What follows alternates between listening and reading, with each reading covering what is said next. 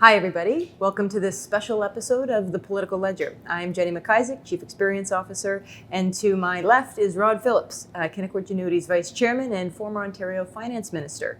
In this episode, special episode, we're going to dive into the tariffs that President Trump announced yesterday, and in particular, the business and consumer impact to Canadians. So, Rod, can you just level set for everybody and recap what exactly Trump announced yesterday? Yeah, so I think the headline out of yesterday was it wasn't as bad as we thought for Canada, but the rest of the world now knows how we feel. So in effect, there weren't a lot of changes from a Canadian perspective, which means that if you're in the auto industry or related industry, if you're in steel or aluminum, the industries that were already affected, your world hasn't gotten much better. For those who are covered under the current free trade agreement, you now in many ways are better off on a relative basis because of the rest of the world is now seeing the impacts on them. Yeah. So I think the story is going to be a relative one. Yeah. It's going to depend where you sit in the industry, and I think it also is going to depend on what happens next. So that sounds like a relatively better than expected news story for Canada based on yesterday. Who were sort of the net losers from yesterday? I think if you are in the manufacturing space, it is very clear now what the president's plan is. Not that he hasn't been saying it, but clearly he's interested in moving manufacturing back into the United States, has already taken the steps to make it more difficult for Canadian manufacturers. They clarified some of the issues around the auto space in terms of how the tariffs will be applied based on the percentage of American content. So I think we were prepared for a lot of that, but that's still, according to the auto industry, does mean that there could be plant shutdowns. In Windsor alone, the Stellantis plant has now gone on a 2-week layoff. That one would imagine was planned but wasn't expected. Yeah. So that's talking about 4,500 employees being affected directly. Out of the Windsor engine plant for Ford, the engines have now been designated as a key auto part, which means the full 25% tariff would apply. That's 2,000 employees again. So for that industry, it wasn't a great day. In terms of aluminum and steel, slightly different situation in as much as there's no immediate replacements for those, although you could say that about auto parts as well, but really in the same situation as we were the day before. So I'd say manufacturing generally and all the associated industries, this was not a good day. For others that are covered by the CUSMA, and roughly that's 40% of our trade is covered. There's another large percentage that could be, if they chose to be. They are now still in a zero tariff situation, which again, oddly puts them in a better competitive situation to the rest of the world. So in some industries, there's the opportunity for Canadian companies to see gains against European and Asian competitors in terms of market share. In that core manufacturing sector, the risk is still there. And in energy, it's a bit of an open question. So. Interesting. What was the market reaction, yesterday and as we woke up this morning? Listen, across the board, I think initially it was muted, but there's been trillions of dollars of value lost today to the point we're talking at in the middle of the morning on Thursday. The risk of a global recession by most economists is now up over 50%, so that's not good news. In terms of inflation, the general assumption is that this is inflationary because it'll cause consumer prices to go up. So I think that's putting into question what will happen from an interest rate perspective, because of course, in light of rising inflation, the interest rate cuts that have been expected, people will be watching to see if they follow through. So I would liken it to if our house was on fire, our individual house is better off right now. But the neighborhood we're in just got a lot worse. And so I think the impacts really are going to be to the global economy and Canada as a trading nation and how we are affected globally, except for those specific industries where realistically, I think we'll see what happens. But one imagines that a lot of that might be put off to a renegotiation of the CUSMA and what that will mean more broadly.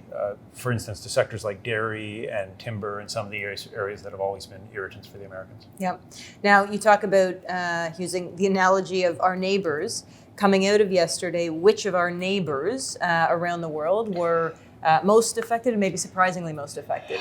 From worst to least, I'd say the Asian economies were the hardest hit. not surprisingly, but China with a 36% tariff. You've got India 26, Japan 24. Those are big numbers for economies that rely on U.S. exports and have really built export machines. In some of the economies like Vietnam, it's even higher, closer to 50% tariffs. Of course, these tariffs are being applied notionally not just against tariffs, but against other broader non-tariff barriers that the U.S. government has declared. And I think the takeaway and why the impact on the markets is so extreme is that people are now not necessarily willing to consider that this is just a negotiating tactic. Yep. The president and his administration were pretty convincing that this is the way they think the world should operate. How that rolls out is going to be a function of how the world reacts. In Europe, 20% tariff, except for the UK, which is only 10. But one would imagine now that the responses from places like China, from places like Japan, from places like Europe are now going to potentially trigger a back and forth. Yep.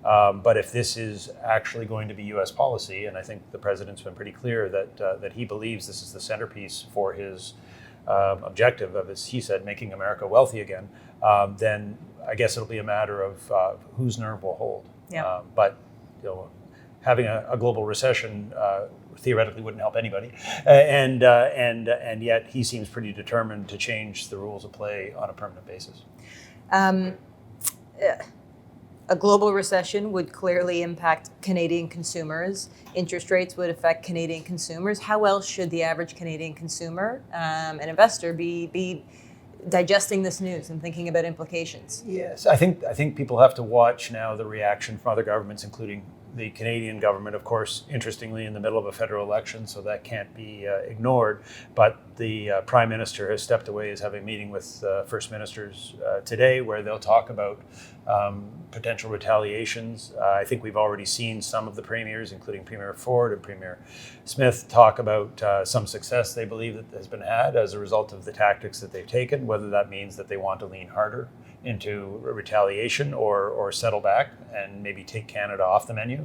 Yep. In terms of things is going to be interesting to see, and there may not be alignment. Yep. Around that. So I think that will be for the Prime Minister and the Premiers to manage.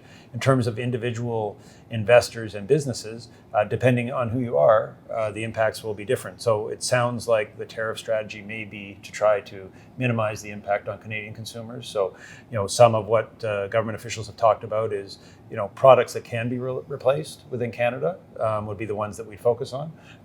So if you like your Kentucky bourbon, that still might be a problem because apparently there's things that can replace Kentucky bourbon and that are made in Canada. But certain food items and others that would really drive inflation up, those might be areas that are stepped back from, but it becomes quite complicated. It also becomes administratively very onerous. And people don't appreciate that not only is it about what tariffs people want to put on, but the government's ability to put them on, keep track of them. So I think for investors, economic data, and particularly economic data coming out of government, is going to be a little suspect, because actually the ability to measure, given this is a dynamic change in the overall system, means that all of those measures that we've relied on the baselines for, those baselines may or may not mean something. And that could even include inflation. Yeah. Rod, what was surprised? So other than Canada not being hit as hard as we expected yesterday, still, many industries, many consumers are going to have implications here. But what was unexpected from Trump's announcement yesterday? This is the thing about Donald Trump, is he has said that he's going to do all this. He just says so many versions of what he's going to do that he's in one way never wrong, because there isn't a lot here. But I think for me, the takeaway, and I think this maybe reflects the reaction of the markets, is this is all very hard to walk back from now. Yep. There was always a thinking that this was a negotiating tactic, and it still could be. But this has become such a centerpiece, in part because there's been so much criticism, and I think the administration in the U.S. has dug in and said, no, this is what we mean. Right? Yep. But it wouldn't be just about changing his trade secretary now and saying like, oh, you know what, that was a bad idea, we're now going to do something else. This has now been applied literally across the world. We'll have reactions across the world. It is paralleled with a U.S. view of its security policy and defense and other key elements. So I think this is the path that we're on. But one actor, even as powerful as the President of the United States, doesn't get to set the agenda, everybody else's reaction to that is going to be what drives the next while. So I think maybe what's been validated, I wouldn't call it a surprise, is that if this is a negotiating tactic, it's a high risk one, and much more likely this is a repurposing of the trade environment on a permanent basis. Where that will land probably isn't what Donald Trump announced yesterday, but it's certainly not going to be everything that we've had, for the last several decades. Rod, any final thoughts for Canadian businesses, consumers, as we sort of digest this information and look ahead to the next month? I think, understand that the statistics and the information coming out are going to be volatile, not necessarily the daily indicators, but the larger indicators, because the baselines for those indicators, and I remember finding this when I was finance minister, they are very much rear view indicators that rely on a certain stability. And we are now in a period of instability. So I think that is just a watchword for the various indicators that we all watch. I think be very observant of the different impacts in different industries and how those industries react. If, for example, in the next 10 days to 2 weeks, as some in the auto industry say, that industry shuts down in North America, that will have a dramatic effect. If, in the Canadian context, for example, the depreciation of the dollar really equalizes some of those agreements, and I think that's possible, although the dollar briefly bopped up, that could offset that. So how industries really react versus how they said they're going to react will be important. And I would be watching very closely what happens from the major economies in the world: China, India, Japan, and Europe as a whole. We can't expect that they are just, even politically, in some cases, going to be able to just accept this new change, and their reaction could cause a further action. So I think there could be some to and froing. In the Canadian context, though, it will, of course, be really about, how does the basic argument between the manufacturing component of the economy and the energy component of the economy, the different geographies that involves, and how are the political trade-offs being made. And a lot of that will come down to how governments choose to support the affected people. So I think we're going to see a lot of news in the next little while. A lot of news. Rod, thank you very much. Thank you for connecting the dots on what are a lot of new information daily these days. Thank you.